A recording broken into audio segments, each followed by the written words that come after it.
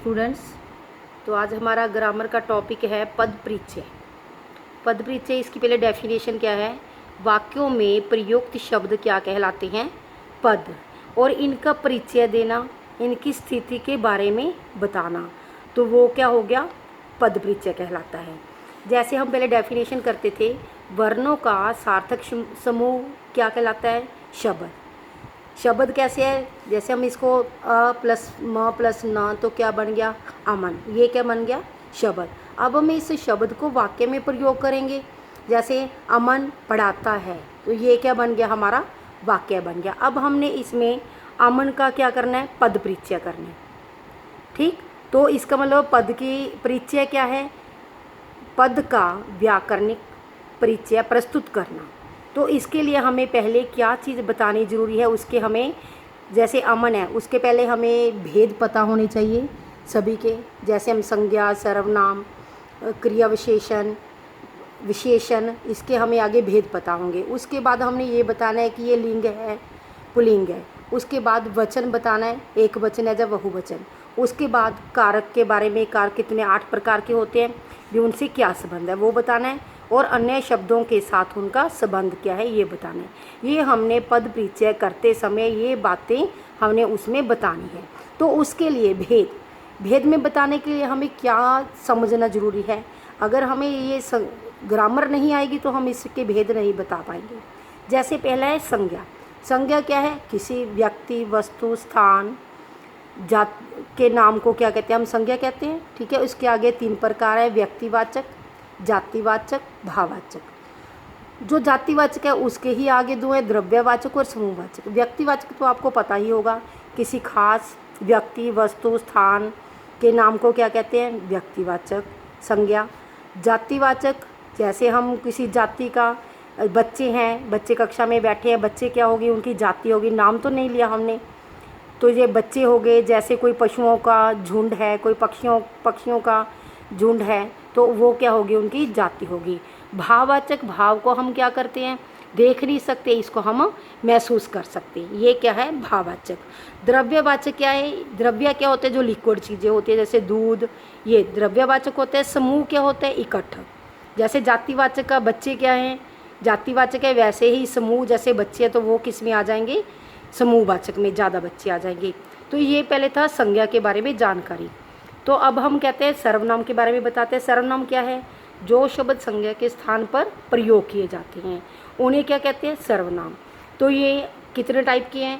पहले पुरुषवाचक, निश्चयवाचक, अनिश्चयवाचक, संबंधवाचक, प्रश्नवाचक, निजवाचक। जो पुरुषवाचक है इसके आगे 3 टाइप है, उत्तम पुरुष, मध्यम पुरुष, अन्य पुरुष।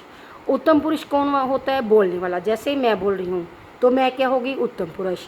मध्यम पुरुष, आप सुन रहे हो तो आप क्या होगे? मध्यम पुरुष।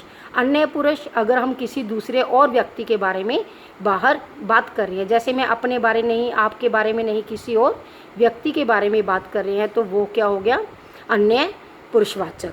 तो निश्चयवाचक क्या होता है? जिसमें हमें पक्का निश्चय हो, भी हाँ ये बात पक्की है। हमारी कक्षा में 30 बच्चे हैं, तो ये क्या हो गया? हमारा निश्चयवाचक। अनिश्चयवाचक, जिसकी हम कोई आइडिया लगाते हैं, 20 क्लास में 20 बच्चे होंगे, तो वो क्या हो गया? अनिश्चयवाचक। संबंधवाचक, किसी 2 बातों को जोड़ना, 2 वाक्यों को, जैसी करनी वैसी करनी, जो मेहनत करता है वो अवश्य पास होता है, ये संबंध जोड़ता है। प्रश्नवाचक, किसी से क्वेश्चन पूछना, प्रश्नवाचक। निजवाचक, स्वयं या खुद, जो हम जैसे हम कहते हैं ना, मैं अपना काम खुद करूँगा, स्वयं करूँगा, वो क्या है? निजवाचक। उसके बाद है विशेषण। विशेषण क्या है? संज्ञा या सर्वनाम की जो विशेषता बताते हैं उन्हें क्या कहते हैं? विशेषण। ये भी आगे इनके टाइप है, गुणवाचक, सार्वनामिक या संकेतवाचक, संख्यावाचक और परिमाणवाचक। गुणवाचक, किसी वस्तु का गुण, दोष, दशा, उसकी आकार, ये सारा क्या है? हम जैसे कहते हैं ना, आम बहुत मीठा है, तो आम का क्या गुण हो गया? मीठा। ठीक है, ये गुणवाचक में आता है। सार्वनामिक, संकेतवाचक, यह मेरा घर है, तो संकेत क्या हो गया? यह मेरी पुस्तक है, तो हम संकेत कर रहे हैं उसकी तरफ, तो ये क्या होगा? संकेतवाचक। संख्यावाचक, इसमें भी 2 पर संख्यावाचक जिसमें गिनती हो, एक तो निश्चित होती है, एक होती है अनिश्चित। और परिमाणवाचक, परिमाण क्या होता है? मापतोल भी, कितनी क्वांटिटी है, ये भी दो प्रकार के होते हैं। एक तो हम जैसे आइडिया लगाते हैं और एक हमें पूरी उसकी मात्रा का पता होता है। तो ये विशेषण का है। उसके बाद है क्रिया। क्रिया क्या है? जिन शब्द, क्रिया का मतलब क्या है? करना। जिन शब्दों से किसी कार्य के करने या होने का बोध होता है उसे क्या कहते हैं? क्रिया। तो ये दो प्रकार की होती है, अकर्मक और सकर्मक। तो अकर्मक को क्या होती है? जिसका हमें कोई काम नहीं होता।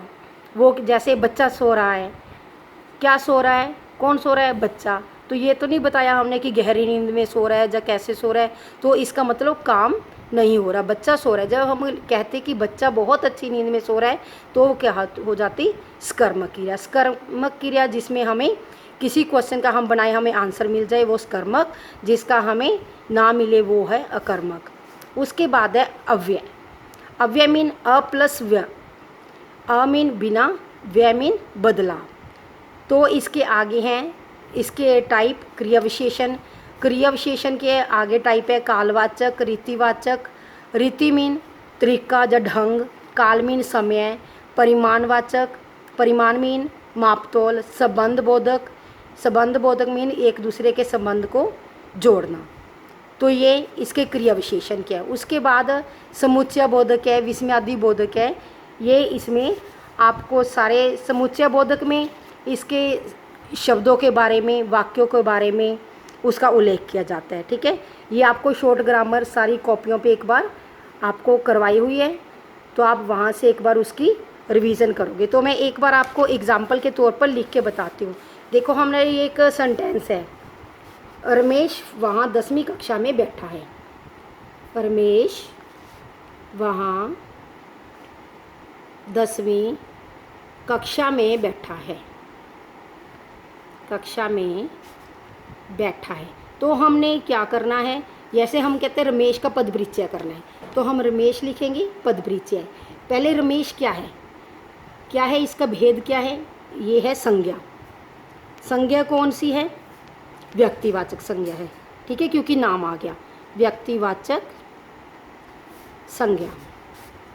तो और क्या है? ये रमेश पुल्लिंग है या स्त्रीलिंग? तो ये क्या है? पुल्लिंग। और रमेश अकेला ही है, एक जना है, तो क्या हो गया? एक वचन। और इसके बारे में और कौन है? रमेश कौन है? कर्ता कारक। क्योंकि रमेश वहाँ 10वीं कक्षा में बैठा है, तो रमेश क्या हो गया? कर्ता कारक। ठीक है, इतना आपने इसमें बताना है। और बैठा है, बैठा है वर्ड,